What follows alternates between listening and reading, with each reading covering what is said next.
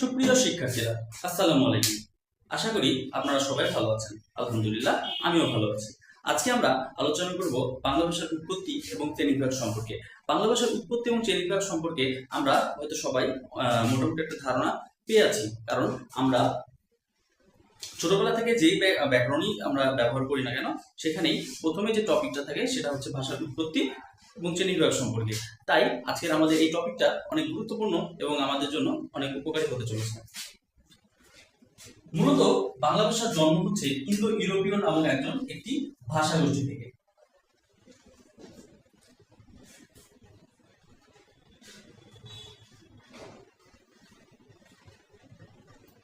Indo ইউরোপীয় এটা হচ্ছে কি ভাষা বংশ।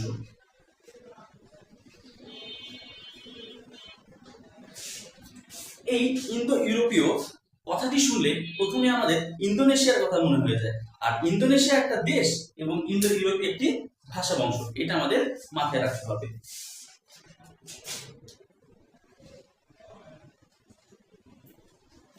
ইন্দো ইউরোপীয় ভাষা বংশ থেকে আমরা দুইটা শাখা বের পাই। ইন্দো ইউরোপীয় ভাষা বংশ থেকে আমাদের দুইটা শাখা বের পাই, একটি হচ্ছে শতম, অপরটি কেন্তম। একটি হচ্ছে শতম এবং অপরটি হচ্ছে কেন্তম। তো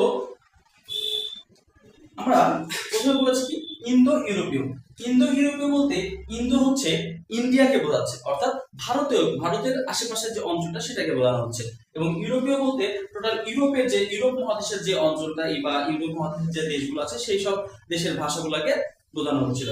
মূলত এই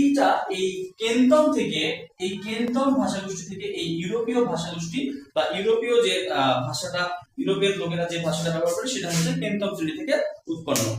তো আমরা কেন্তম নিয়ে আলোচনা করতে যাচ্ছি না, আমরা আলোচনা করবো শতম নিয়ে। এই শতম থেকে আবার চারটা শ্রেণী বের হয়, একটা হচ্ছে আরবীয়, মূলত আরবের লোকেরা যে ভাষায় কথা বলতো সেটাকে বলা হচ্ছে আরবীয়। এরপরে আমাদের আসে মিশরের লোকজন যে ভাষায় কথা বলতো সেখানে বলা হচ্ছে মিশরীয়, এবং ইরানের লোক অর্থাৎ পারস্যের লোকেরা যে ভাষায় কথা বলতো সেটাকে বলছি আমরা ইরানীয়। এরপরে আসে ভারতীয়।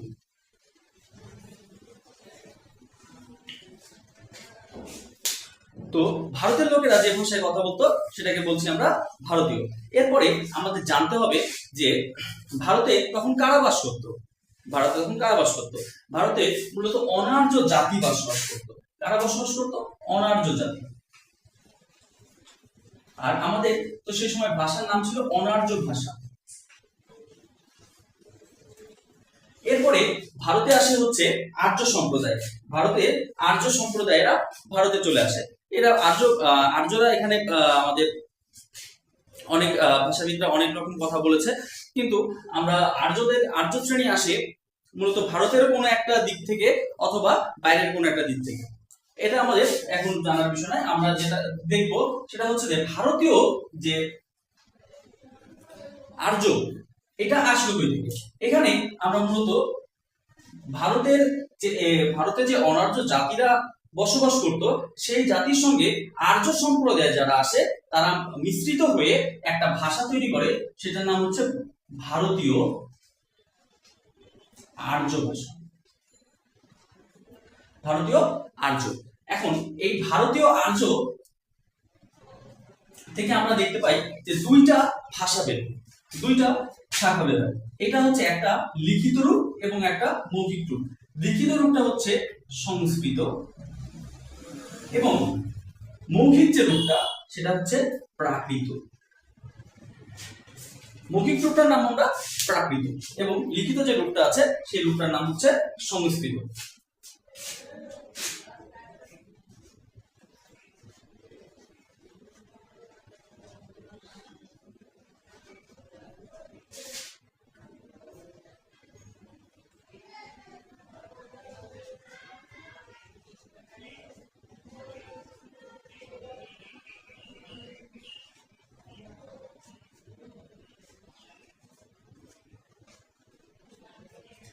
মূলত আমরা দেখতে পাই এই প্রাকৃত হচ্ছে মৌখিক রূপ। প্রাকৃত হচ্ছে এই ভারতীয় আর্যদের মৌখিক যে ভাষাটা বা মুখের যে ভাষাটা সেটা, আর প্রাকৃত মানে আমজনতার মুখের ভাষা বা সাধারণ মানুষের মুখের ভাষা। এখন আমরা দেখতে পাই যে সংস্কৃত ভাষা এবং প্রাকৃত যে ভাষাটা আসছে, এই প্রাকৃত থেকে আমরা আবার দুইটা ভাগ পাই। প্রাকৃত থেকে আবার আমরা দুইটা শাখা পাই। সেটা হচ্ছে একটা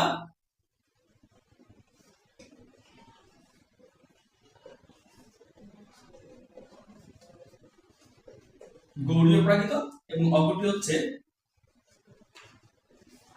মাগধী প্রাকৃত। একটা হলো গৌড়ীয় প্রাকৃত এবং অপরটি হচ্ছে মাগধী প্রাকৃত। এখন গৌড় অঞ্চলের যে লোকেরা যে ভাষায় কথা বলতো সেটাকে বলা হচ্ছে গৌড়ীয় প্রাকৃত ভাষা, এবং মাগধী অঞ্চলের লোকেরা যে ভাষায় কথা বলতো সেটাকে বলা হচ্ছে মাগধী প্রাকৃত। এখন আমাদের বাংলা সাহিত্যে দুইজন পণ্ডিত ব্যক্তি রয়েছে, একজন হচ্ছে ডক্টর মোহাম্মদ শহীদুল্লাহ, অপরজন ডক্টর সুনীতি কুমার চট্টোপাধ্যায়। তো ওনাদের মতে গৌড়ীয় প্রাকৃত থেকে বাংলা ভাষার জন্ম হয়েছে, এটা বলেছেন ডক্টর মোহাম্মদ শহীদুল্লাহ। তিনি ডক্টর মোহাম্মদ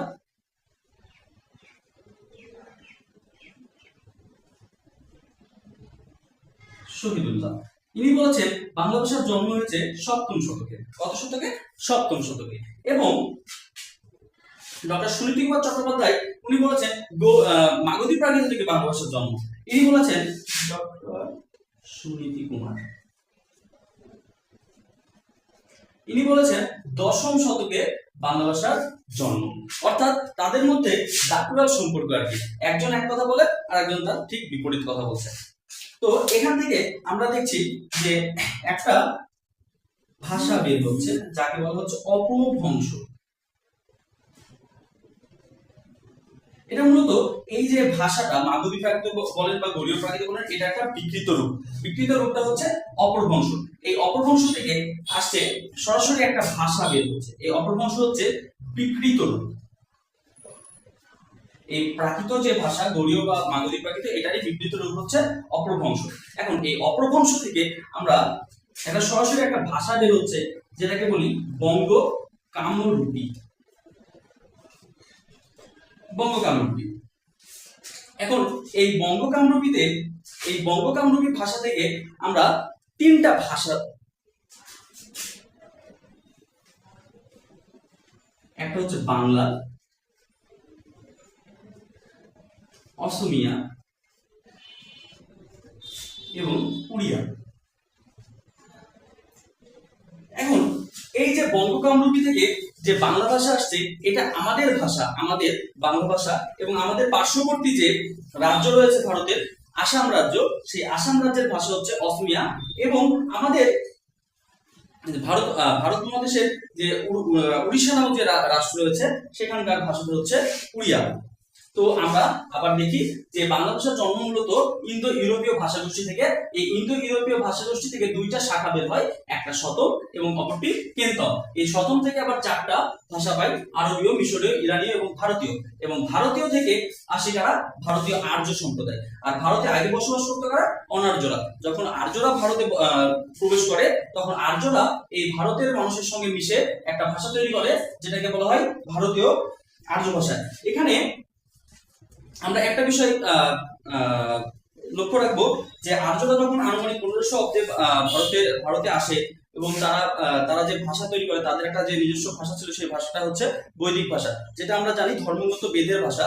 ধর্মগত বেদের ভাষাটা মূলত বৈদিক ভাষা।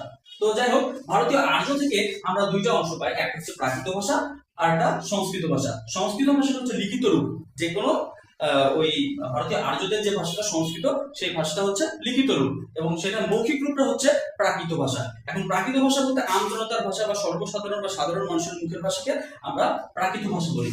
এখন এই প্রাকৃত থেকে দুইটা ভাগ আসে, একটা দেখি গৌড়ীয় প্রাকৃত আর একটা মাগধী প্রাকৃত। এবং গৌড়ীয় প্রাকৃত এবং মাগধী প্রাকৃত থেকে যাই হোক এই দুইটা প্রাকৃত ভাষা থেকে আমরা একটা ভাষা বিকৃত হয়ে যে ভাষা তৈরি করে সেটা হচ্ছে অপভ্রংশ।